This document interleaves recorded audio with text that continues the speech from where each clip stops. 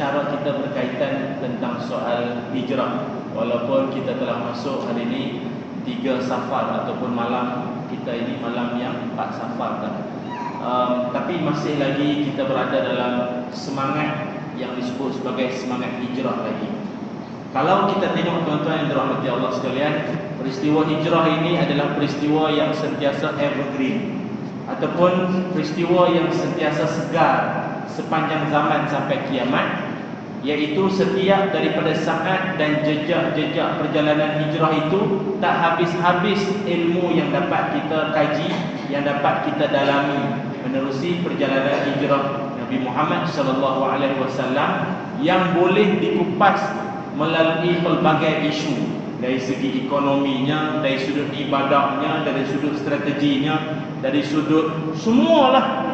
Hijrah ini boleh dikembangkan dari macam-macam aspek, terpulang pada penceramah yang pakar. Cumanya pada kali ini saya kira dalam kehidupan kita yang boleh kita ambil semangat daripada peristiwa hijrah adalah hijrah ilmu. Adalah berkaitan tentang hijrah ilmu, knowledge, ilmu. Kalau kita tengok dalam peristiwa hijrah Nabi Muhammad SAW, Nabi mengambil masa perjalanan daripada Mekah ke Madinah itu bukanlah seperti yang mudah kita dengar, Mekah Madinah, ataupun macam kita lalui, kita tempuhi macam zaman sekarang. Mekah Madinah jaraknya 498 km, itu adalah jarak perjalanan yang sangat jauh kalau dilalui dengan unta semata-mata. Zaman Nabi SAW, Nabi berhijrah. Kalaulah kita tengok balik jarak yang 498 km tu, kalau dengan menaiki unta boleh sampai dalam tempoh 10 hari pun boleh sampai Mekah Madinah. Kalau naik unta, naik bas 5 jam. Naik bas 5 jam, siap lena lagi. Boleh tertidur lagi dalam bas tu. Tahu-tahu dah sampai dah, kawan sebelah kejut dah sampai dah. Zaman Nabi dulu jauh perjalanan dia. Zaman kita sekarang mudah sangat. Ada R&R lagi. Arab punya R&R bukan macam kita lah. R&R Arab ni asal henti sajalah. Paling-paling kurang pun dia jual syai. Jual teh teh. Ramailah cerita tu, ramai-ramai turun. Arab ni biasa kalau dia jual syai tu biasa dia sebut halal. Jadi orang Malaysia kita bukan faham. Dia turun halal. Orang kita ingat halal tu free. Dia pun ambil balon teguh, dia kempen satu bas semua turun minum syai, minum teh. Halal. Minum semua, naik bas seorang pun tak bayar. Mengamuk Arab tu haram. Dia marah balik. Halal tu orang kita kan, aku halal je lah, aku free je lah kan. Kan halal tu silakanlah. Itu sebab hijrah ilmu. Tak ada ilmu masalah juga kan. Perjalanan Nabi daripada Mekah ke Madinah, kalau naik unta, kalau naik unta lah 10 hari je. Tapi tuan-tuan cuba tengok dalam sirah, perjalanan Nabi dari Mekah ke Madinah mengambil masa 25 hari. 25 hari. Kenapa lama sangat? 25 hari yang sepatutnya ambil masa 10 hari saja. Tapi kenapa perjalanan Nabi 25 hari? Satu, soalan yang pertama. Soalan yang kedua, dalam perjalanan Nabi dari Mekah menuju ke Madinah, Nabi singgah di mana? Transit di mana? Gua yang Gua Kelang, Gua mana? Gua Sur. Dan Gua Sur tu pula yang peliknya juga. Tadi yang pelik yang pertama ialah kenapa Nabi ambil masa yang terlalu lama, 25 hari. Satu. Yang keduanya, kenapa Nabi singgah di Gua Sur? Yang Gua Sur tu pula bukanlah terletak on the way nak pergi Madinah. Nak pergi Gua Sur tu kena patah balik ke belakang. Contoh tuan-tuan kan, tuan-tuan daripada Bukit Antarabangsa ni, tuan-tuan daripada sini, tuan-tuan nak pergi Seremban kan?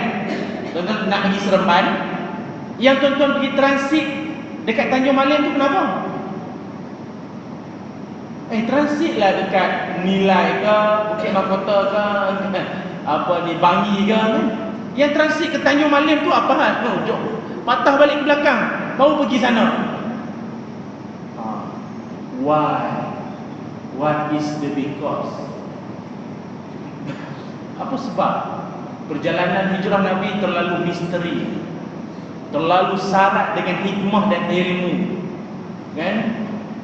Dan lagi pelik, satu, kenapa 25 hari? Yang kedua, kenapa Nabi patah balik ke belakang? Soalan yang ketiga, kenapa juga Nabi SAW melantik, memilih, mengupah satu orang laki-laki yang non-Muslim, namanya Abdullah bin Uraikid, yang tugas dia ialah tunjukkan arah jalan? Wis tak ada. Tunjukkan arah jalan, satu. Yang kedua, tolong padamkan jejak. Kan tapak kaki tu, padang pasir kan ada jejaknya. Tolong padamkan. Tugas dia tolong padam jejak. Pelik tuan-tuan, pasal padang pasir, kalau tak ada orang tolong padam jejak pun, memang angin tiup hilang. Kenapa Nabi nak upah orang untuk padam jejak, sedangkan jejak tu akan hilang kalau angin tiup? Padang pasir tu, pijak angin datang hilang tapak tu. Kenapa nak kena ada orang tolong padam jejak tu, kenapa? Misteri. Dah berapa tahun dah sambung hijrah ni? Pernah dah kita kaji. Perjalanan hijrah Nabi ni sangat misteri tuan-tuan. Cukuplah 3 soalan tu. Kalau ikut guru saya ada 10 soalan lagi pening tuan-tuan. Cukuplah 3. Kenapa dan kenapa dan kenapa Nabi bertindak macam tu? Itulah Nabi sallallahu alaihi wasallam yang bukan sekadar amanah tapi fatonah. Nabi bukan setakat amanah tapi Nabi fatonah, cerdik. Dalam hidup tak cukup sekadar baik tapi kena cerdik. Bersepah orang baik tapi tak cerdik, buat apa? Ramai dalam dunia ini orang yang baik saja tapi tak cerdik. Efek tuan-tuan, ada kesan dia. Orang yang baik, orang yang cerdik tapi tak baik, jadi penipu. Tapi kalau baik sampai tak cerdik, ditipu. So which one do you want? Tuan-tuan cerdik sangat sampai tak baik, penipu. Baik sangat sampai tak cerdik, ditipu. Mana? Dua-dua. Baik dan cerdik, amanah dan fatonah, tu Nabi sallallahu alaihi wasallam. Senang cerita tuan-tuan, tak nak pening-pening. 3 soalan, 1 jawapan. Senang. Ya. Jawapannya ialah macam iklan shampoo pula. 5 masalah, 1 penyelesaian. Rejoice. Apa ni? 3 persoalan, 1 jawapan. Mudahnya apa? Ini. Sebenarnya apa yang Nabi rancang, yang Nabi plan itu semua disebabkan oleh perjalanan Nabi itu dikelilingi oleh orang-orang cerdik yang jahat. Perjalanan Nabi itu dikelilingi oleh orang-orang cerdik yang jahat. Kalau cerdik yang baik tak balik, cerdik yang jahat. Itu sebab Nabi kena berkali ganda lagi cerdik daripada plan orang-orang yang tadi itu, orang jahat. Tuan-tuan tahu kan, apa ni, geng-geng Abu ni kan, Abu Jahal, Abu Lahab ni semua, itu cerdik semua tuan-tuan. Itu yang jadi ketua-ketua kabilah semua tu. Tuan-tuan tahu kan, Abu Lahab sebagai contoh kan, Abu Jahal sebagai contoh. Ini semua geng-geng Abu Sufyan Berahat ni semua ni. Abu Bakar As-Siddiq tak masuklah. Ni, dia orang ini punya power tak power. Dia tengok najis unta. Najis unta, dia boleh tahu unta ni dari mana. Dia boleh tahu, tengok najis unta, dia tahu unta ni dari mana. Tuan-tuan kalau tengok najis haiwan nampak apa? Bukan apa. Zaman tu bukan ada mikroskop, bukan ada tu semua. Tengok, tak bahasa kasarnya, bahasa tengok tai lah kan. Tengok tai tu dia boleh tahu unta ni dari mana. Unta tu pun bukan ada JPJ punya apa, bukan ada pun pengenalan jenis enjin pun tak ada. Tapi dia boleh tahu daripada mana. Power, memang power. Lagi satu, Abu Jahal. Abu Jahal tuan-tuan, Kenapa Nabi nak kena upah orang padang jejak? Sebab walaupun jejak tu dah tak ada, dia boleh tahu, dia boleh cam, dia boleh detect, dia boleh trace tapak siapa. Tuan-tuan bayang kalau waktu rumah Nabi kena kepung, kan kena kepung dengan 50 orang pemuda. 50 orang pemuda. Apa sebab pemuda? Sebab pemuda dia punya deria masih clear, sense dia kuat, mata terang, telinga jelas, bau semua jelas. Yalah, kalau askar yang veterina ni tak boleh. Yang veteran tak boleh jadi itu. Tak mata tak nampak siapa. Tak boleh jadi. Dia panggil squad elite. SWAT. Ni SWAT ni maknanya yang paling power sekali ni. Tuan-tuan bayangkanlah, kan yang keliling rumah Nabi tu 50 orang. 50 orang pemuda, 50 orang. Daripada 50 orang tu pula, setiap seorang tu ada binatang tunggangan. Ada unta, ada yang kuda. Saya nak tanya tuan-tuan, total semua berapa tapak? Orang sama binatang berapa? Kira jap berapa? Total semua tapak berapa? Orang 50. Setiap orang ada seekor binatang. Total semua tapak berapa? Tapak orang sama tapak binatang berapa? 3. Orang ada berapa tapak? Tapak kaki lah, tapak tangan bawah. Jadi total orang saja berapa? 100. Binatang, satu binatang berapa tapak? 4 kali 50 berapa?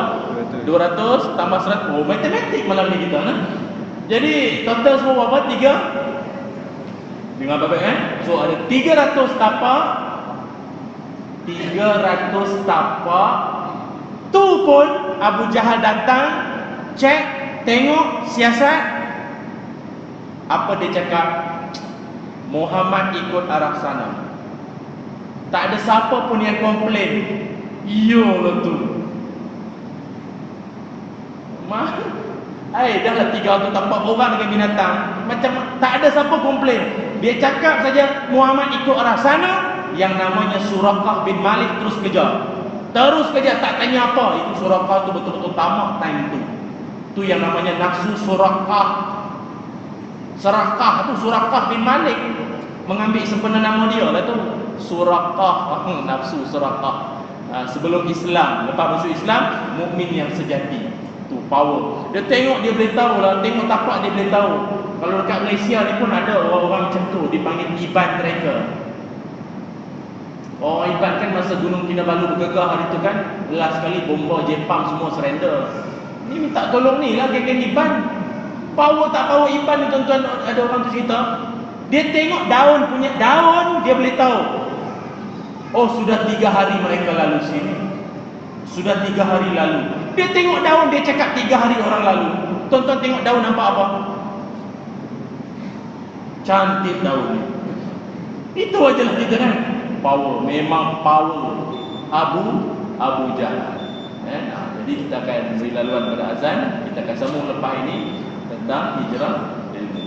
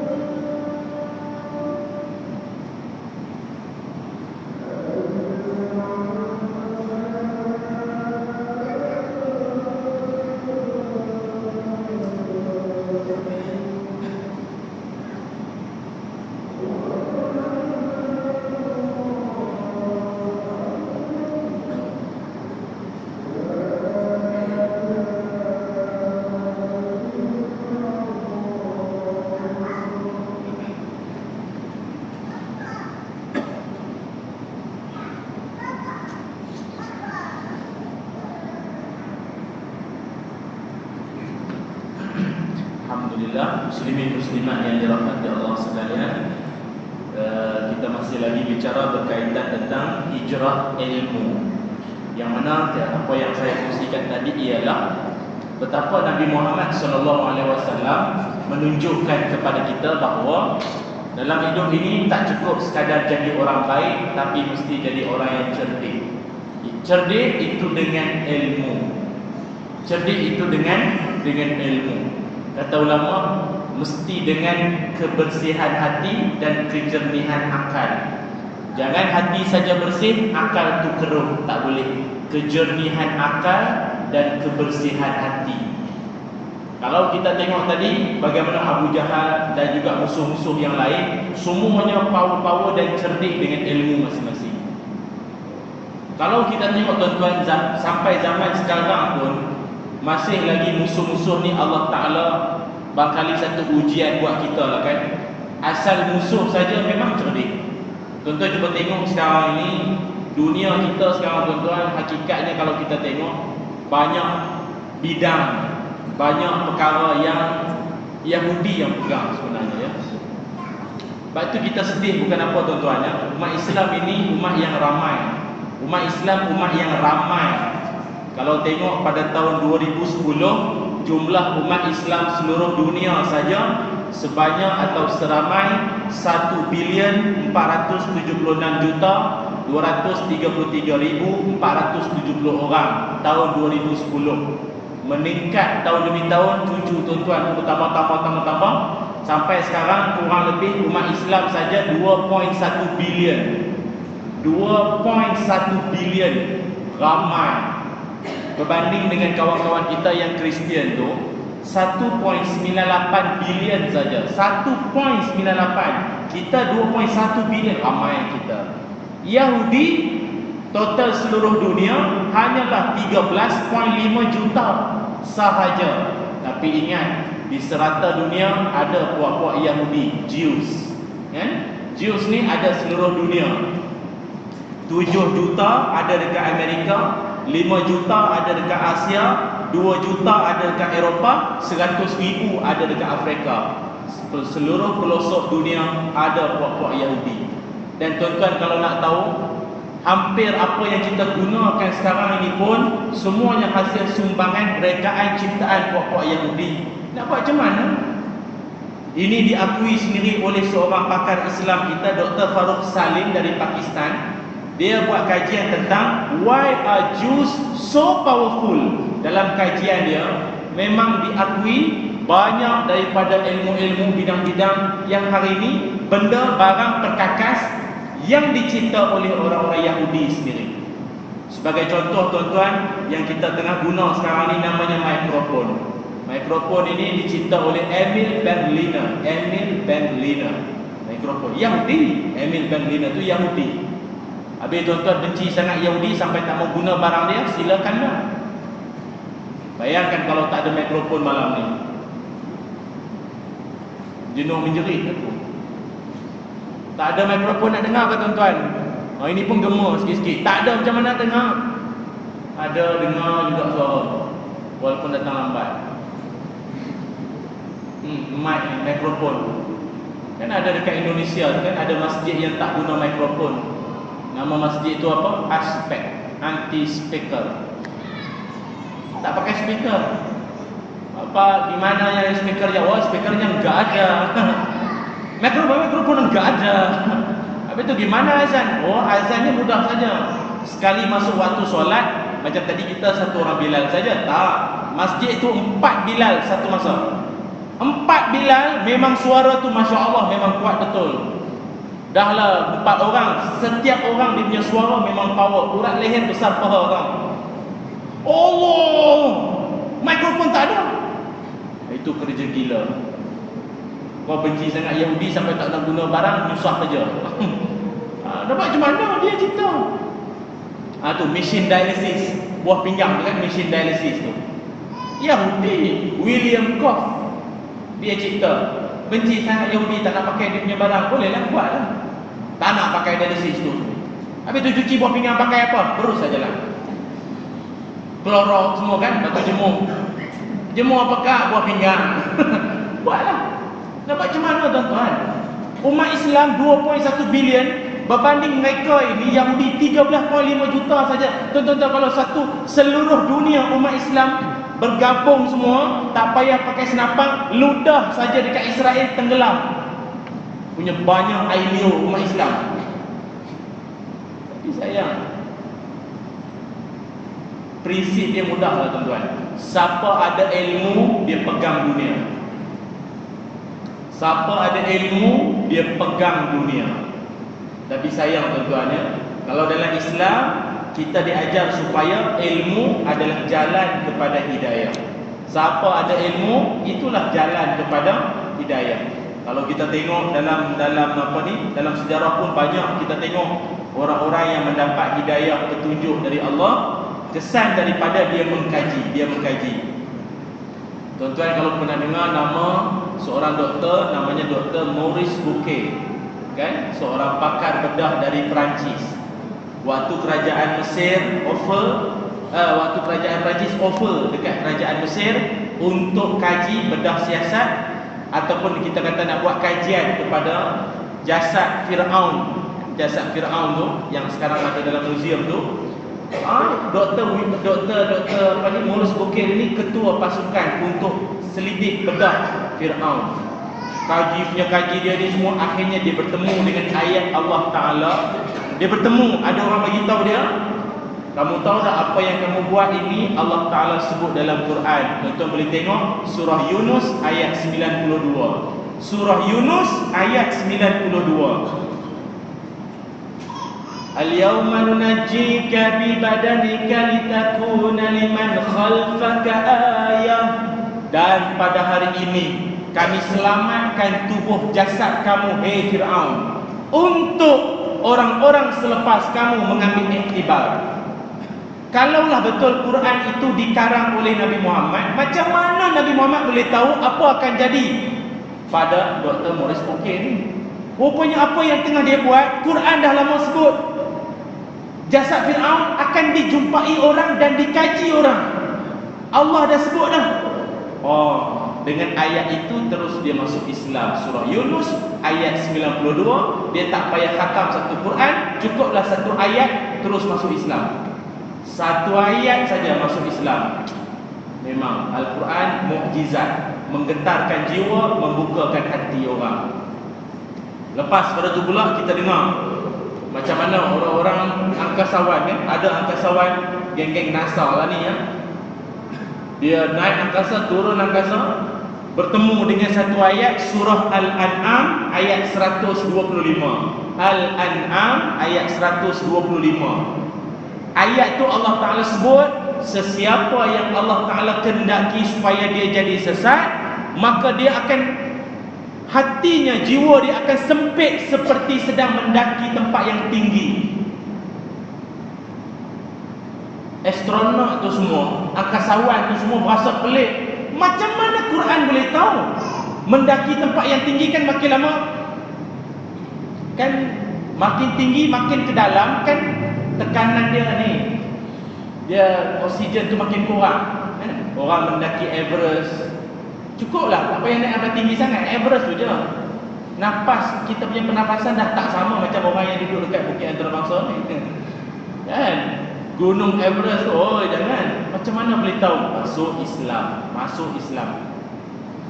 Lepas pada tu pula ada seorang pakar kulit daripada Thailand, terjumpa ayat Al-Quran surah An-Nisa ayat 56. An-Nisa ayat 56, yang mana Allah Ta'ala sebut orang-orang kafir, orang-orang yang mengkufurkan ayat-ayat Allah ini, nanti mereka akan diazab dengan dibakar mereka punya kulit, sehingga akan kulit mereka hangus, elok balik, hangus, elok balik, hangus, elok balik. An-Nisa ayat 56. Pengkaji-pengkaji pakar kulit ini semua dia tahu kulit manusia terhiris, tergores, terbakar macam mana pun dia akan bercantum semula, cuma dia takes time, dia ambil masa. Akhirat nanti kan semua Allah bagi cepat, semua Allah bagi cepat. Tempoh masa tu dia rapat. Dunia ni dia lambat, dia jadi lambat. Hari ni terhiris semua, nanti lama dia akan jadi 14 kali dia akan jadi scar lah. Scar. Apa scar? Lama tak cakap Melayu ni apa? Ya, parut. Kan dia akan jadi parut lah, parut lama-lama hilang, bercantum semula. Macam mana Quran boleh tahu? Masuk Islam seorang lagi, pakar kulit dari Thailand. Cukuplah tuan-tuan, ilmu membawa kepada hidayah. Itu sebab pentingnya ilmu, kerana dengan ilmu membawa kita ke arah hidayah Allah Subhanahu wa taala. Cuma kalau kita tengok dalam Quran, Allah Taala banyak bagi semangat kat kita, bagi semangat, bagi motivasi kat kita supaya dalami ilmu, tak kira umur, tak kira usia. Kan, tak kira umur, tak kira usia. Allah sebut dalam surah Az-Zumar ayat 9. Surah Az-Zumar ayat 9 Allah sebut, "Qul hal yastawi alladhina ya'lamuna wal ladhina la ya'lamun innama yatadhakkaru ulul albab." Sadaqallahul azim. Allah berfirman, katakanlah wahai Muhammad, samakah orang yang berilmu dengan orang yang tidak berilmu? Samakah? Allah suruh kita buat comparison, perbandingan. Sama ke tuan-tuan? Orang ada ilmu, orang tak ada ilmu, sama ke? Totally different. Orang ada ilmu ni lain, cara cakap, cara jalan, lain. Nampak sangat dia berilmu. Tapi kalau orang tak ada ilmu ni, Allah, memang nampak. Datang kat kita, ustaz, saya nampak ada orang tahiyat buat jari macam ni. Macam best dia jari dia tu. Ya? Kita pun tak rasa pula nak tanya siapa yang buat macam ni. Yang kita nak tanya dia, waktu bila awak nampak dia buat macam ni?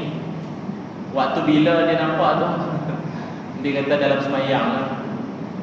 Lagi teruk dia tu kan. Tengah semayang tengok jari orang, lagi teruk. Itu beza tuan-tuan.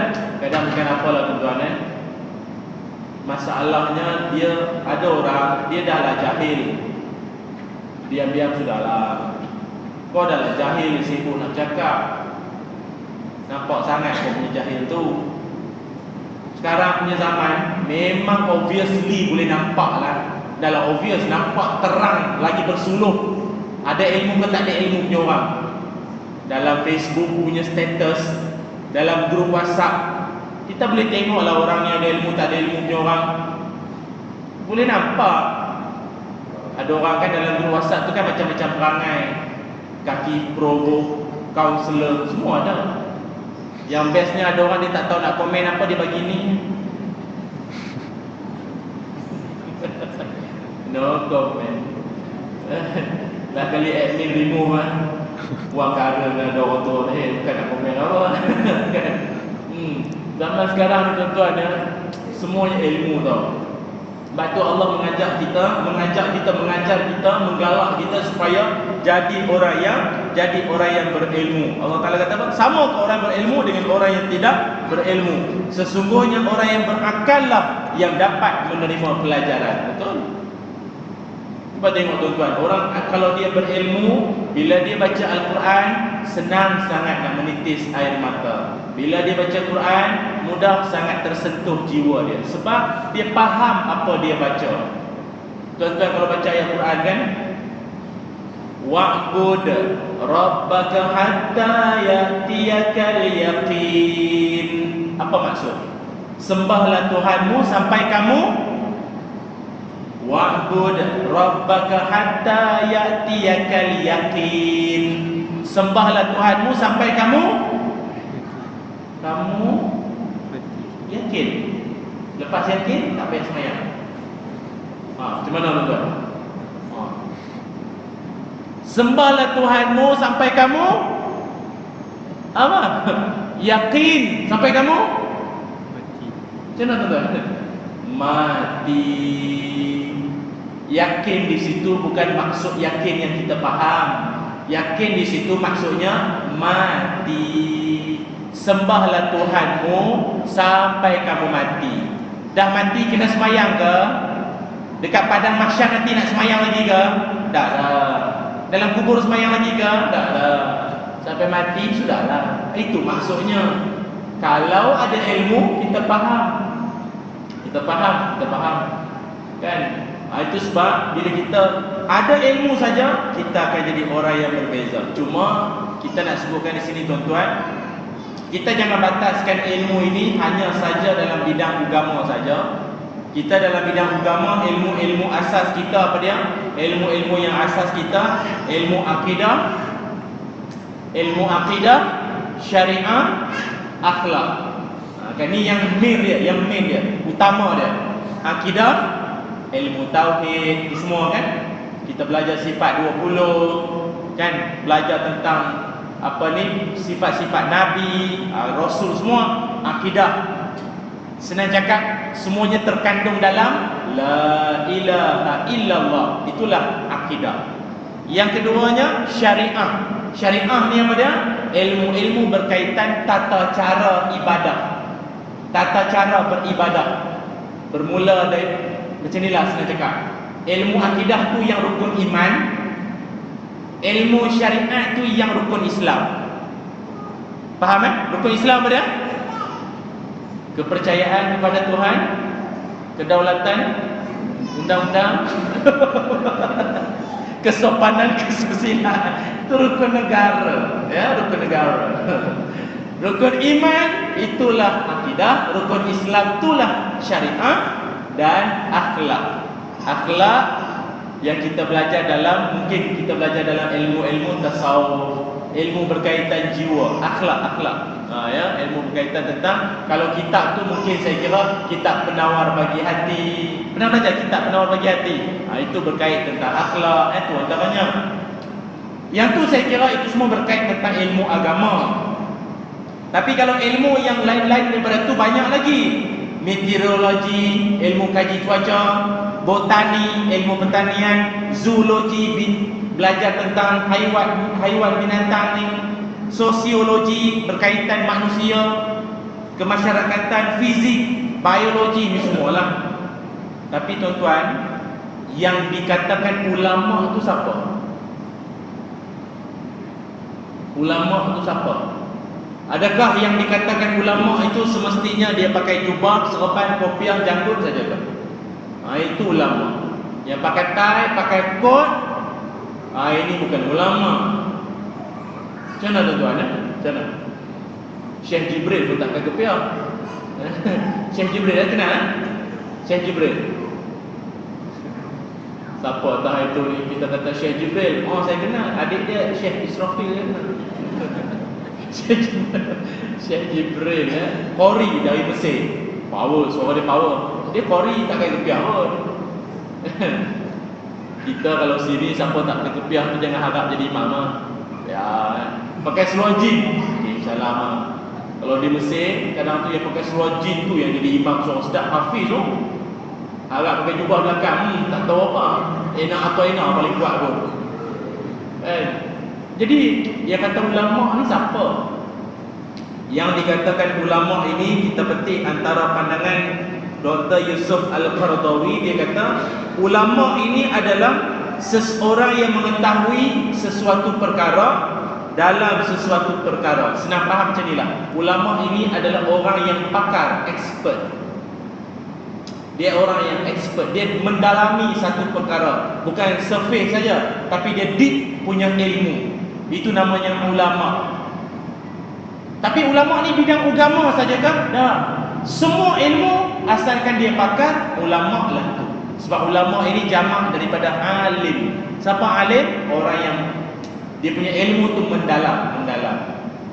Sebab itu kita ini kalau kita sebut saja ulama, jangan nampak agama saja, tapi dia mungkin orang-orang yang mendalami bidang-bidang yang saya sebut tadi lah, botani ke, fizik ke, bio ke, maths ke, Sebab tu kalau kita tengok anak-anak kita ni, jangan dipisahkan tuan-tuan ya. Ilmu dunia, ilmu akhirat. Saya pernah dengar ya, ada seorang tuan guru lah ya. Masa dia berceramah tu, saya yang lain-lain semua saya setuju. Cuma yang tu je saya kurang sependapat dengan dia lah. Dia marah amat. Siapa yang belajar bahasa Inggeris itu bahasa penjajah, tahu tak? Bahasa syurga nanti bahasa Arab, bukan bahasa Inggeris. Adakah dalam syurga nanti what's your name, how are you? Mana ada, semua bahasa Arab. Inggeris itu bahasa penjajah. Belajar matematik buat apa? Matematik itu pun barat yang bawa semua tu, matematik ke sains semua tu. Maknanya penjajah sudah berjaya menanamkan pada kita sekular. Dunia akhirat lain. Pakai kopiah akhirat, tak pakai kopiah dunia. Kan? Ataupun siapa yang belajar agama, ini akhirat. Siapa yang tak belajar agama ni, semua ni semua dunia punya orang. Salah tuan-tuan ya.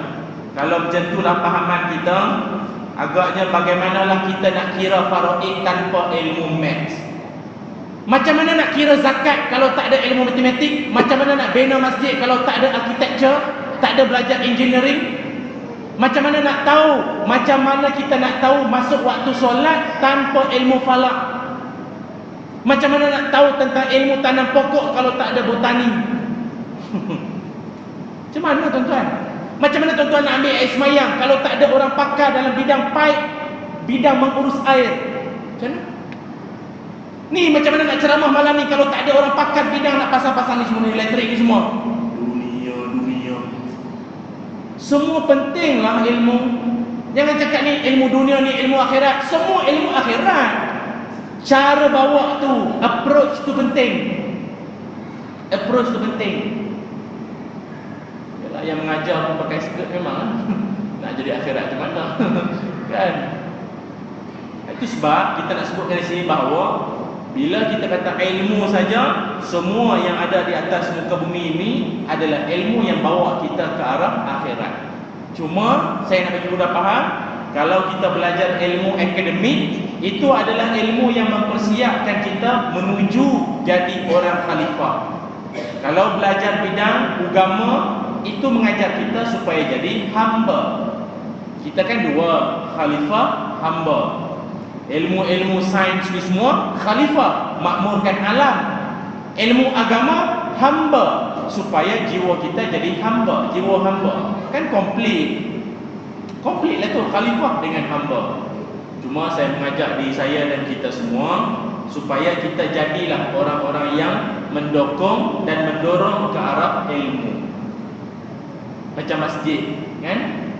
Kita ni tuan-tuan, kata Dr. Yusuf Al-Qaradawi, dalam usaha kita nak melahirkan ulama, mesti ada 5 rukun. Ya, mesti kena ada 5 rukun. Nak lahirkan ulama, mesti ada 5 rukun ni. Yang pertama, mesti kena ada student. Pelajar tu sendiri kena ada lah. Tak ada siapa nak belajar, siapa nak jadi ulama. Yang first kali kena ada student, ada pelajar. Yang kedua mesti ada guru. Yang ketiga mesti ada kitab. Habis Ustaz, malam ni kita tak ada kitab. Semuanya Imam Syafi'i belakang malam ni Ustaz. Tak, malam ini namanya ceramah umum. Bila ceramah umum, satu tajuk bagi, kita balik makan. Itu saja. Di rumah lah.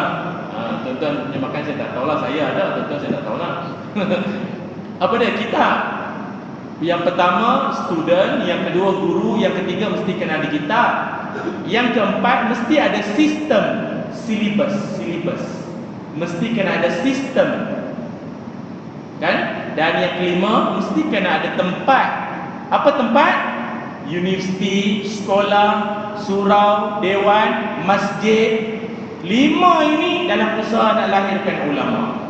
Sebab itu saya mengajak semua, mari kita perkasakan di institusi masjid. Sebab ilmu ini kalau ikut sejarah dia start masjid. Sebab itu kalau tengok Universiti Al-Azhar itu, sebelum dia difakultikan, semuanya dulu Universiti Azhar, masjid di setiap tiang-tiang ni, itulah fakulti-fakultinya. Tiang-tiang tu semua dia talaki kan. Lepas tu diangkat, naik taraf jadi universiti, belajarnya dekat meja. Bukan apa, lama kelamaan adab tu kurang. Pasal kan, daripada masjid boleh ni iktikaf. Dalam ni iktikaf dapat ilmu, bila pergi ke kuliah, masuk dalam dewan, ada iktikaf dalam dewan, hilang dah satu. Kan? Lepas tu dalam masjid duduknya bersila, adab semua beradab. Kalau dewan, kaki melunjuk, hala ke arah guru, adab dah kurang. Kan? Lepas tu dia lain, dia nampak dia lain dah. Lepas tu sekarang dia ada sistem attendance, keikhlasan hilang. Dulu yang hadir memang semua ikhlas, sekarang semua sistem attendance. Attendance itu melayakkan dia untuk masuk exam. Keberkatan hilang. Pasal keikhlasan tak wujud di situ. Dia ikhlas lah, tapi yang datang sebab attendance lah tu, yang datang tidur, sign terus tidur. Lecturer mengajar pun dia tidur kan. Itu dia. Sebab itu saya mengajar, kalau di universiti tu universiti lah. Kalau kita macam kita di masjid ini, kita perkasakan ilmu kita. Sebab itu kalau boleh kita ini, bila ada saja dana, ada sumbangan ke apa, wujudkan majlis-majlis ilmu. Sebab tuan-tuan, dengan ilmu lah akan memakmurkan masyarakat kita. Dengan ilmu saja akan makmurkan masyarakat kita. Dan itu dia. Jadi saya nak sebutkan sini apa dia? Iaitu ulama itu kita nak lahirkan. Cuba tuan-tuan tengok. Kalau mungkin orang tanya siapa tu ulama, saya dah sebut orang yang expert. Tapi kalau kita nak katakan betul-betul punya ulama tu siapa ustaz? Yang betul-betul punya ulama tu siapa? Ini saya nak bagi tahu antara ciri-ciri ulama. Sekarang kita tengok ada ulama namanya ulama Google. Ada orang namanya ulama YouTube. Dengar ceramah YouTube, pergi ceramah ke orang balik. Tak pernah masuk dalam majlis ilmu, tak pernah masuk dalam kuliah, tak pernah. Tahu-tahu pergi ceramah ke orang balik, apa yang dengar kat YouTube? Ulama YouTube, ulama Google, ulama, semuanya berdasarkan yang tu. Ulama internet lah semua cakap ya. Instant. Kan? Masuk berceramah berapa minggu, keluar menang ulama. Macam tu ulama, macam tu ke? Mari kita tengok siapakah ulama sebenar. Yang dikatakan betul-betul ulama ini adalah dalam Al-Quran. Allah berfirman di dalam Al-Quran antara lain, A'udzubillahi minasyaitonirrajim, innama yakhshallaha min ibadihil ulama. Surah Fatir ayat 28. Surah Fatir ayat 28. Sesungguhnya yang paling takut, paling gerun kepada Allah ialah golongan ulama, golongan orang alim. Kata Imam Ibn Katsir, kenapa ulama ini yang paling gerun dengan Allah? Sebab semakin tinggi ilmu seseorang, semakin takut dia kepada Allah. Ya, semakin. Sebab tu kalau Ibnu Abbas, kata Ibnu Abbas, dia kata cukuplah seseorang itu dikatakan berilmu apabila dia sangat takut kepada Allah, dan cukuplah orang itu dikatakan bodoh bila dia selamba buat maksiat. Selamba itu saya tambahlah, maksudnya dia tak rasa bersalah pun buat maksiat, jahil, walaupun dia fall flat. Ilmu is not about the examination only, tapi ilmu adalah soul. Bukan soul career, soul, jiwa. Sebab itu Imam Al-Ghazali kata, jangan letakkan pelita di atas bumbung rumah, tapi letaklah pelita itu di dalam rumah. Apa maksud? Jangan letak pelita di bumbung, tapi letak dalam rumah. Apa maksud? Pelita. Sebab elektrik tak ada. Maksudnya ilmu kan pelita. Jangan letak ilmu itu di bumbung tu akal, tapi letaklah ilmu itu dalam hati. Ilmu kalau semata-mata dekat akal saja tak cukup. Sebab itu kita banyak dengar kes-kes kan, yang dulu-dulu ni kan kita pernah dengar ada budak tu dia pandai bidang IT, dia curi duit rakyat Malaysia 1 sen, 1 sen, 1 sen, 1 sen dia curi. Apa sebab? Sebab itu ilmu di akal. Ilmu tak membentuk jiwa. Itu sebab dia perangai jadi macam tu. Tuan-tuan pernah tak jumpa ada orang dia belajar ilmu sikit tapi sangat baik, akhlaknya bagus. Sebab ilmu tu dia letak dekat hati. Itu ciri ulama apa dia? Dia sangat takut kepada Allah Subhanahu Wa Taala. Kalau kita tengok dalam sejarah pun banyaklah ulama-ulama yang hebat-hebat, akhlak sifatnya ni banyak. Antaranya saya ingat ada seorang ulama ini namanya Syekh Ibnu Abdul Rahman Al-Qurashi. Panjang nama dia ya. Syekh Ibnu Abdul Rahman Al-Qurashi. Seorang ulama sangat-sangat tawaduk. Tuan-tuan tahu dia punya tawaduk? Saya ingat kita pun tak boleh challenge lah tuan-tuan. Power sangat dia punya tawaduk tu. Tahu tawaduk? Merendah diri. Power. Humble betul. Betul-betul humble.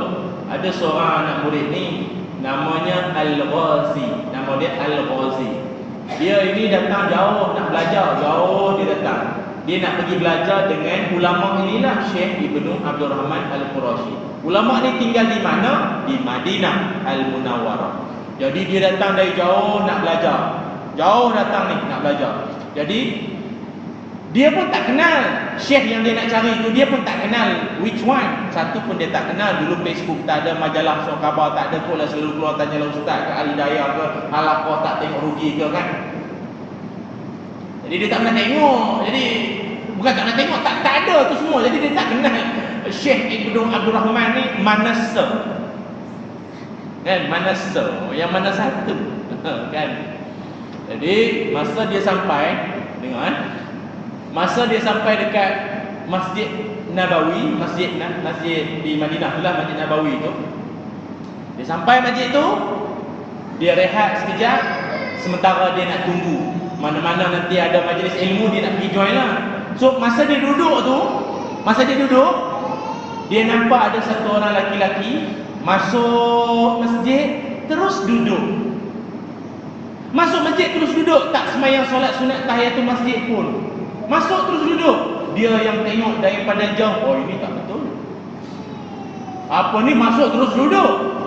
Ini tak betul, ini mesti dibetulkan. Biasalah jiwa student kan suka memberontak, demonstrasi lah semua kan student. Oh ini tak betul, ini mesti kena dibetulkan. So dia bangkit terus pergi meluru ke arah lelaki-lelaki yang masuk masjid terus duduk tak sembahyang sunat. Dia pergi dekat, dia kata, cik ni masuk masjid terus duduk Masuk masjid terus duduk, tak sembahyang sunat nampak sangat cik ni lemah bab agama. Oh directly dia sound, nampak sangat cik ni lemah bab agama. Oh tegur sudah dia tambah dengan nampak sangat cik ni lemah bab agama. Oh, yang bestnya, tuan-tuan tahu apa respon laki-laki tu bila kena sound macam tu? Dia tak cakap banyak, no question ask, terus bangun Allahu Akbar, terus solat sunat tahiyatul masjid. Yang budak yang tegur ni baru tahu kan? Dia pun duduk. Dia duduk, okeylah, tak ada apa-apa yang berlaku. Cuma masa dia duduk tu, laki-laki yang baru lepas dia sound tadi tu, dia perasan ada orang masuk masjid pergi duduk kat dia. Siapa dia? Orang yang baru dia sound tadi tu. Ada orang masuk duduk kat dia, ada orang masuk masjid duduk kat dia, duduk kat dia. Wah, ramai duduk sekeliling dia. Dia yang duduk daripada jauh tengok, banyak follower apa? Dah lah tak sembahyang sunat. Ramai pula orang ikut dia. Siapakah dia? Jadi ada seorang ni masuk lambat sikit, dia pun tahan budak tu. Dek. Ya. Kamu lah. Kamu nak pergi mana ni? Saya dah lambat ni, saya nak masuk tu majlis tu. Majlis apa tu? Oh cik tak kenal lah. Saya tak kenal tu yang saya tanya tu. Itulah Syekh Ibnu Abdul Rahman Al-Qurashi. Ulama terkenal di Madinah, takkan kita tak kenal? Ya Allah, dia punya malu amat. Dia datang jauh-jauh semata-mata nak sound untuk guru dia. Malu lah, ya Allah. Nak balik kampung dia tak ada dah. Habis duit banyak nak mari sini gadai tanah semua dah. Dah mari sini dia sound untuk guru dia. Allah, malu. Macam mana? Lah kali dia pun duduk juga dalam majlis tu. Duduk dengan muka malu. Habis majlis tu, dia pun pergi dekat dengan tuan guru. Dia kata, Assalamualaikum Tuan Syekh. Saya minta maaf lah, ya, saya minta maaf sangat tadi saya orang dah malu sangat kan, macam mana saya minta maaf sangat tadi saya cakap macam tu tadi ni, saya minta maaf sangat. Kata Tuan Syekh ni, dengar baik-baik, ayat dia memang saya kira ayat powerful, kita pun belum tentu boleh buat macam tu lah tuan-tuan. Apa yang dia kata? Dia kata, wahai anak muda, apa yang kamu cakap tadi itu memang betul, dan aku buat apa yang betul. Terima kasih. Kalau kita lah di tempat ulama tu, orang tu datang minta maaf, apa kita cakap? Baru kau tahu aku siapa, Kau masuk ini kawasan, salam pun tak bagi kau salam aku, Sekarang kau tahu tinggi rendah langit itu, Kau pergi balik, aku tak mau tengok muka kau. Itu barangkali kita lah kau, ya. Power. Itulah ulama. Dia tak pernah melantah. Orang kutuk kat Facebook, orang komen kat apa, orang kutuk-kutuk dia tak pernah efek. Malah dia menganggap itu semua sebagai satu peluang untuk dia memperbaiki diri dia. Itulah ulama sejati. Dia autentik ulama itu. Sentiasa tawadhu. Kita ni siapa? Siapalah kita ni tuan-tuan, Kadang-kadang baru jadi AJK surau, dah jadi gangster surau. Macam surau tu bapak kau punya. Budak bising menjerit sikit, kau jerkah, kau tengking macam kau punya apa punya masjid. Janganlah, relaxlah. Kau bukan ulama pun. Kau baru AJK saja. Kau jangan buat macam tu. Ulama sifatnya apa? Tawadhu, merendah diri, sentiasa amanah, dan dia berpegang kepada apa yang diberikan kepada dia dengan sepenuh tanggungjawab. Oh ya Allah, tu sifatnya tu. Kalau tuan-tuan pernah dengar macam mana Imam Syafi'i rahimahullah, tuan-tuan, ya Allah, ni seorang lagi. Saya pun malu lah nak cerita tuan-tuan. Tuan-tuan tahu tak Imam Syafi'i rahimahullah? Imam Syafi'i ni seorang lagi ulama yang, ya Allah, jadikanlah anak aku perangai macam dia.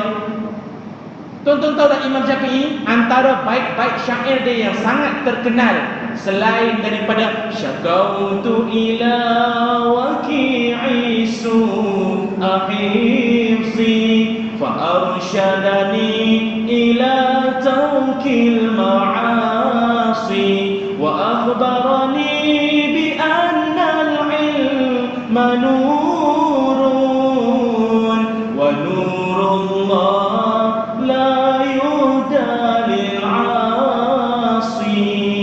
Itu antara syair dia. Dia kata apa? Dia mengadu pada guru dia tentang kelemahan hafalan dia. Kata guru dia, tinggalkanlah maksiat, kerana maksiat tidak akan singgah, ilmu tidak akan singgah di hati orang yang melakukan maksiat. Itu antara syair dia lah. Arab punya syair bukan macam Melayu.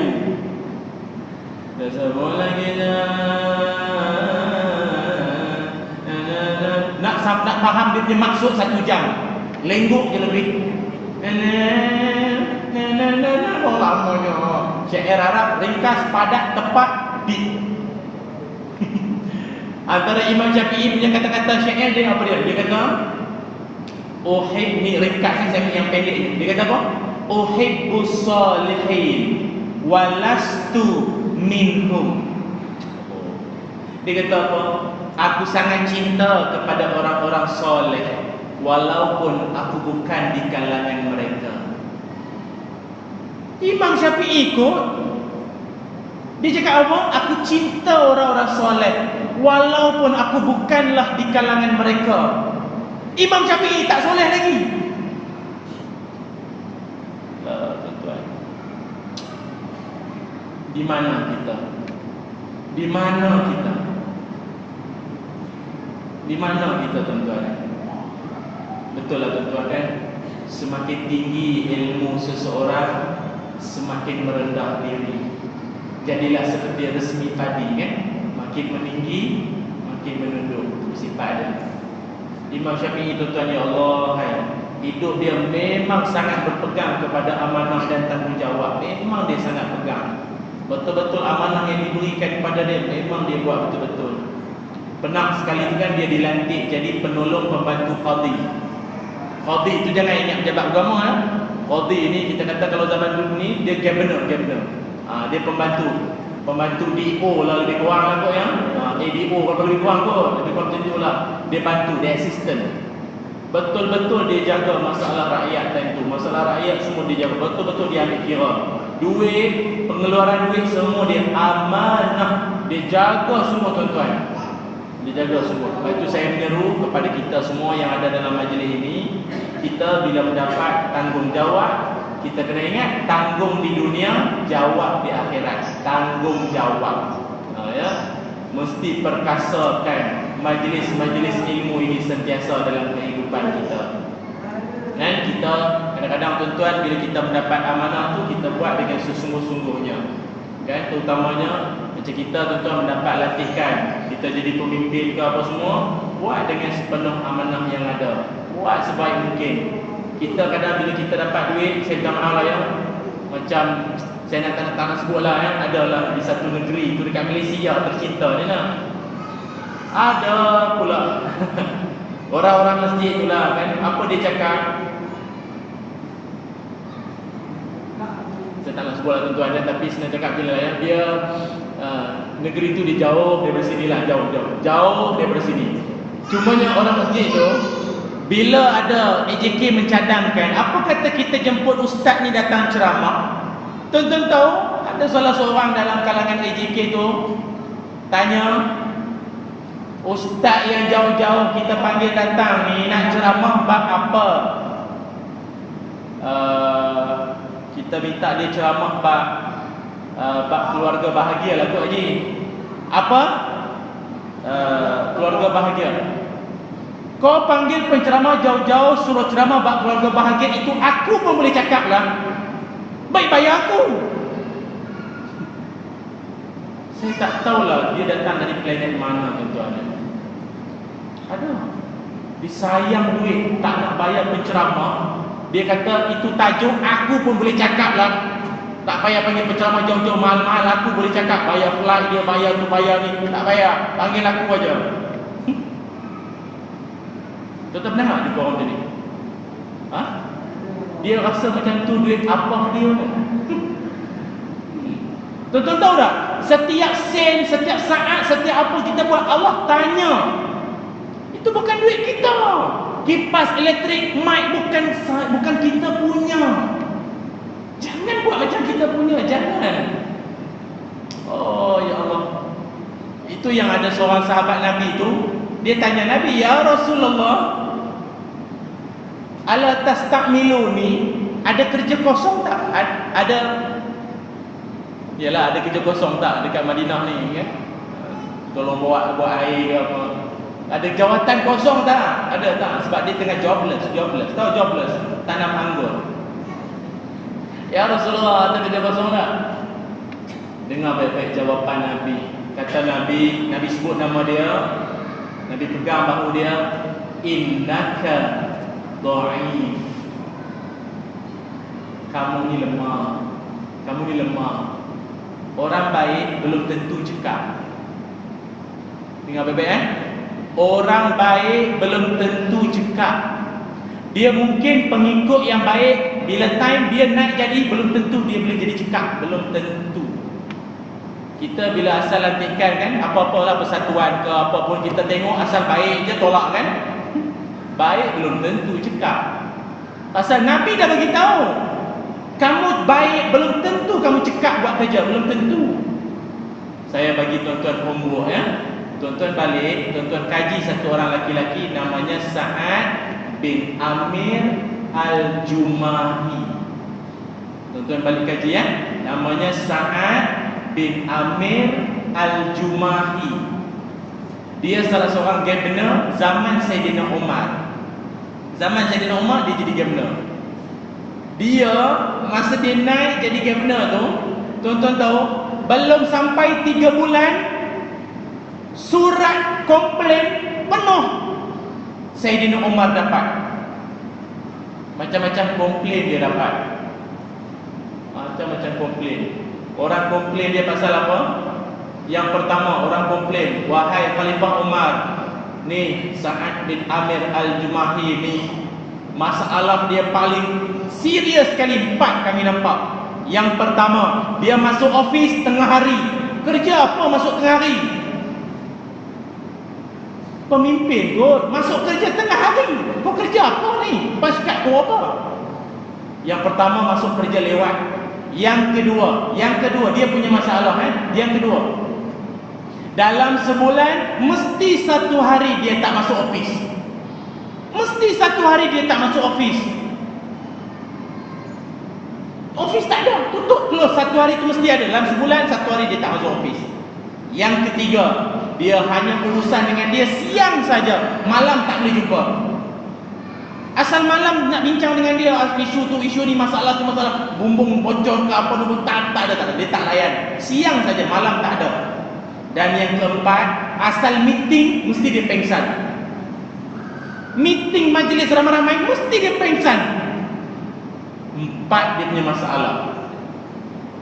Akhirnya Sayyidina Umar sebagai orang penting dalam kerajaan panggil, banyak bunyi ni, surat layang banyak datang menghadap. Akhirnya Sa'ad bin Amir Al-Jumahi, bila Sayyidina Umar tanya, betul ke 4 dakwaan ni? Kata Sa'ad, ya, memang betul. Saya sebenarnya memang tak nak jawatan ni dulu lagi. Saya tak nak. Padahal dia memang sahabat yang sangat baik tau, Sa'ad ni. Sa'ad bin Amir Al-Jumahi sahabat yang sangat baik. Tapi 4 komplain itu, akhirnya Sa'ad dia kata, Sayyidina Umar kata, boleh tak kamu tolong jawab satu persatu 4 orang tanya ni? Akhirnya dia jawab satu persatu apa yang rakyat komplain. Apa yang dia jawab tu, tuan-tuan cari sendiri. Tapi memang dia jawab balik. Tapi poin dia ialah, orang baik belum tentu cekap. Okay? Jadi hijrahkan diri kita. Nak cekap mesti kena ada ilmu, ada kemahiran, expert, baru boleh. Bila dah expert, mesti amanah dan integriti dalam urusan kita, insya-Allah. Jadi saya kira cukup setakat ini saja dahulu. Moga-moga kita mendapat banyak manfaat dan moga-moga kita menjadi orang yang berilmu dan sentiasa beramanah dengan ilmu yang kita dapat. Insya-Allah dunia dan akhirat kita berjaya. Bismillahirrahmanirrahim. Allahumma salli ala sayyidina